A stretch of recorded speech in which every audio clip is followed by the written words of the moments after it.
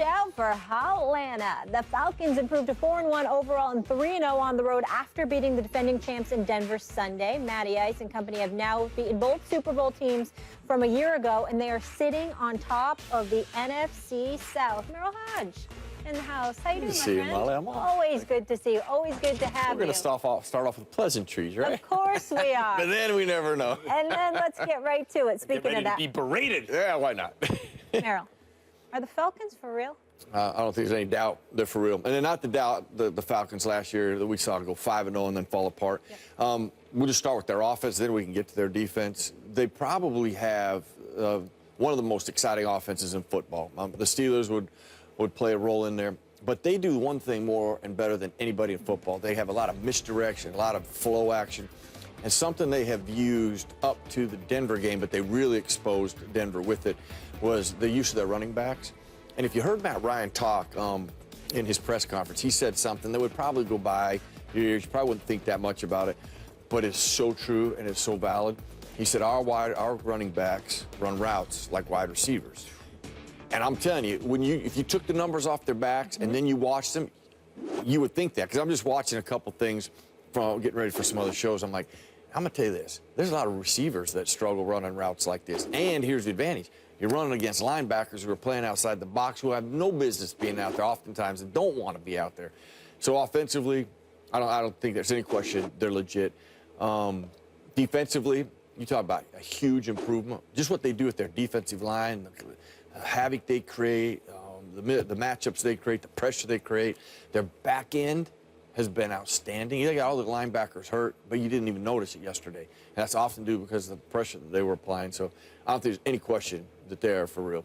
First of all, the defense is crazy because Vic Beasley shows up and Dwight Freeney is getting like a sack a game. Isn't he like 50 years old by now? You know, it's funny. I'm glad you brought him up because last week he had two of the freakiest sacks I've ever seen. And he has some freaky ones now. Yeah. I mean, he's got the spin down. Nobody, I think, has had a spin like that. But he had a half spin, back spin, and made a sack that was like, you always have to watch like 3 times. It was the coolest sack He was ever. supposed to be done 5 years ago. Very the guy true. is still getting sacks, you know, in important games it's for a really good team. Let me tell you this. Here's the thing. If Belichick was doing this with Freeney, you know what? We would be going crazy that he's took the one play. Listen, coaching in the NFL is awesome. There's a lot of coaches that don't get the credit, that they take a guy, they say, what's left in that tank? Let's utilize it. The Atlanta Falcons will do that with Dwight Freeney. So the defense, kind of like the Cowboys, how the story to me of the game, of course, the offensive line is great, but, oh, look at that. The defense held it down against a pretty good team. This Falcons, the question about them is, can the defense be bend, not break? Can they be good enough to let the offense do the thing? And the offense, it's like you got two Le'Veon Bell lights out there. Now, one guy, you know, Coleman's the fast guy, and Devontae, he's smart, he's strong, but they both have fresh legs because they're alternating all game, right. And they can both catch passes out of the backfield, and as you mentioned, run routes like wideouts. Yep. Of course they're for real. Of course they are. Well, if they're for real, that would mean that the Minnesota Vikings ain't necessarily the best. I just wanted to throw that thought out there. Having said all of that, let me say this. Matt Ryan is playing lights out. Give credit where credit is due. There is a name that people have not brought up. We know Julio Jones, 517 yards receiving, 24 receptions on the year, averaging 21.5 yards a catch. He's been absolutely sensational. We know that. Mohamed Sanu was a decent pickup. There's no denying that. And Jacob Tamme used to be in Denver, can do some things. The name that nobody's mentioned, Tevin Coleman. 4 receptions for 132 yards yesterday.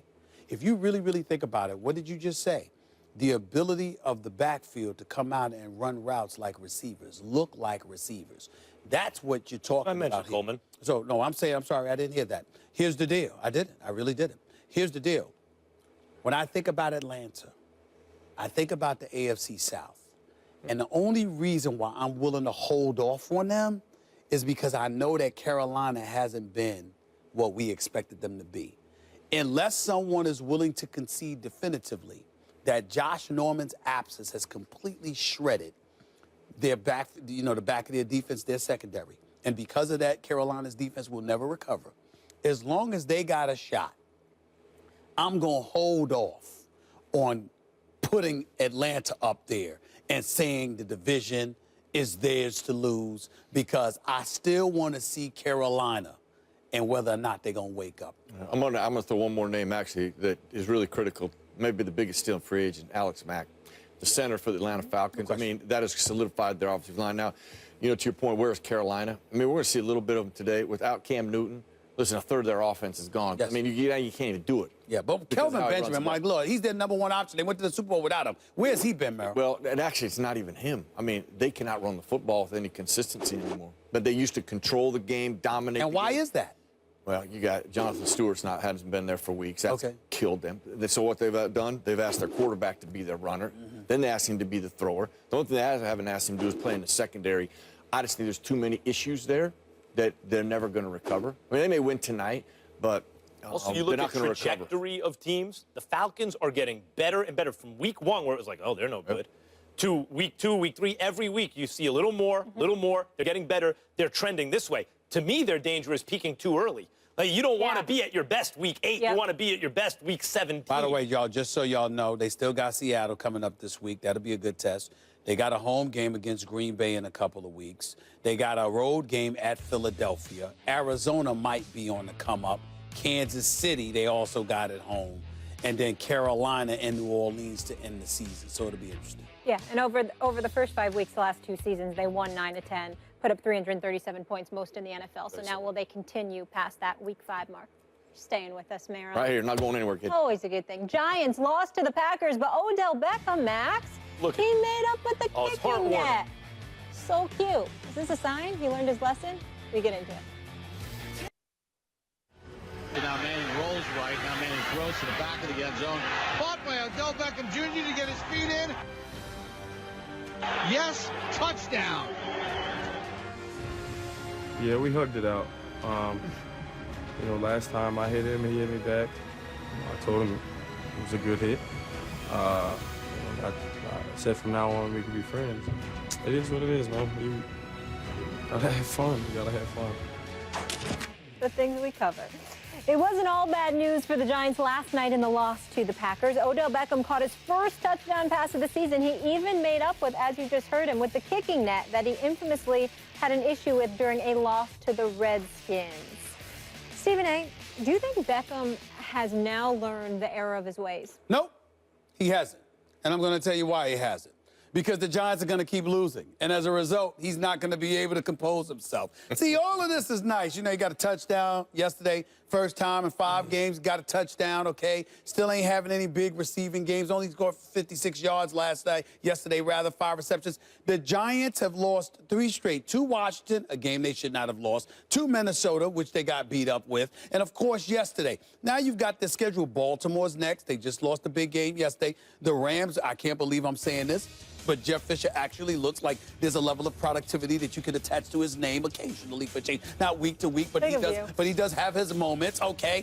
And then you got Philadelphia, Cincinnati, got Pittsburgh coming up on the schedule, Dallas coming up on the schedule, Philadelphia, Washington, Detroit. Standard issue schedule. All I'm saying to you is that, yeah, it's a standard issue schedule, but the Giants aren't living up to their own standards for a plethora of reasons. Now, that doesn't mean that it's going to be Odell Beckham Jr.'s fault. And I don't believe, even though he's got to mature and can't lose his composure, all I'm saying is there's so much that's going on with this team.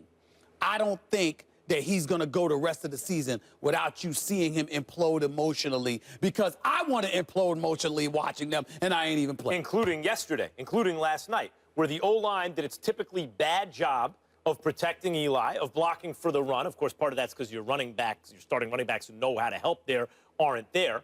By the way, Eric Flowers, the first-round pick, who I thought was the most talented offensive lineman in that draft, he's very, very young.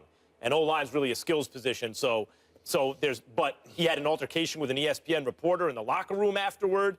You know, the O-line, Eric Flowers, the left tackle, who hasn't played well. The O-line has been terrible, but even when Eli has had some protection, he's thrown the ball inaccurately and frequently missed Odell when he's been open, either in terms of even going his way, targeting him, or throwing him an accurate pass. And yet Odell yesterday, who had every right to be frustrated again, makes a spectacular catch in the end zone for looked like a touchdown, I guess, good enough. You think he's... And he had the presence of mind to make a little fun of himself, to have a little fun with it. Look, people are who they are. He's always going to be emotional. This isn't the last time he'll ever get in trouble. The week before last against Minnesota, there'll be other incidents. But for a guy who was talking about himself in a way that made you think, this guy has no sense of himself. This guy thinks he's more important than he is. He's taking things a little too seriously, and his ego's a little out of control. For a guy in that position to do what he did yesterday suggests he does have a sense of self, a sense of place, that he can kind of come to grips with what's happening with himself, poke a little fun of himself. I thought it was a very encouraging sign as a Giants fan about Odell. Well, the key is, can he keep it there? Which, to your point, I know you want to see Katie keep it there. You know, when you look at his behavior, which has really been the flaw here, is he's used the victim card. You know, it's the official's fault, it's Josh Norman's fault, it's the media's fault. You know, and he threw the media out there, you know, he never once said, quit showing my great catch. Now, he didn't get mad at that. He was fine showing that, but then when the table turned, he didn't like that. So what has to ultimately change is your behavior. You got to accept accountability. Only Josh can do that. Now, this is an example, Odell. This is an example that he did it.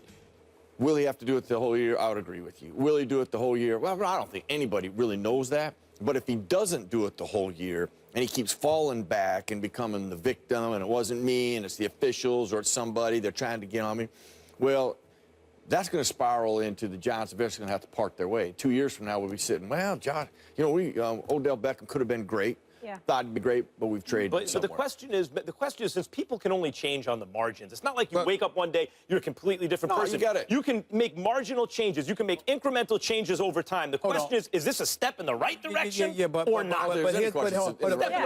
But here's my problem. Break up to make up. Here's my problem with you and what you're leaving out. You're a Giants fan. You're a native New Yorker. If there's one team that you watch religiously, it is the New York Giants. We talked about Odell. We've mentioned very little about Eli Manning. Now, our very own Josina Anderson for ESPN, you know, talked about how there were folks with the New York Giants telling her she does a great job reporting on the NFL for us. Talked about how there are people within that locker room that have a problem with the average production of an Eli Manning. 5 touchdowns, 4 interceptions, a QBR of 58. This is a guy that's Mr. Reliable. And the reason why I'm looking at you, Merrill, is this. This dude is there every weekend. He doesn't miss games. He's been playing with this guy for years. And I'm just saying that there should be an elevated level of productivity that we're not seeing from Eli Manning. And don't tell me that that doesn't play a role in the frustrations to Odell Beckham Jr. Well, there's no question about that. Last week, I mean, you just watched the game last night. There was 3 opportunities that could have changed the game that he should hit. And you can't sit there and go in the locker room, or you can't go on Tuesday or Monday when they watch tape and just go, you got to hit these. We create these every week in the NFL. If you can get 2 or 3 of these, you feel blessed, but you can't leave them on the field. Now, that being said, to talk, you know, the running game, that phase has disappeared for them. The Packers did a great job of dropping the 8th guy in the box unaccounted for, so they did some scheme-wise. Right. That phase doesn't add to this. I think these problems continue, you know, but I don't think there's any question that in that locker room, you're like, we got 3 guys wide open. You have But to this is why, one last thing, this is why it's a team. The left tackle can be exploited because he's so young, he doesn't have technique yet in Flowers. So the O-line is porous. So Eli is rushed.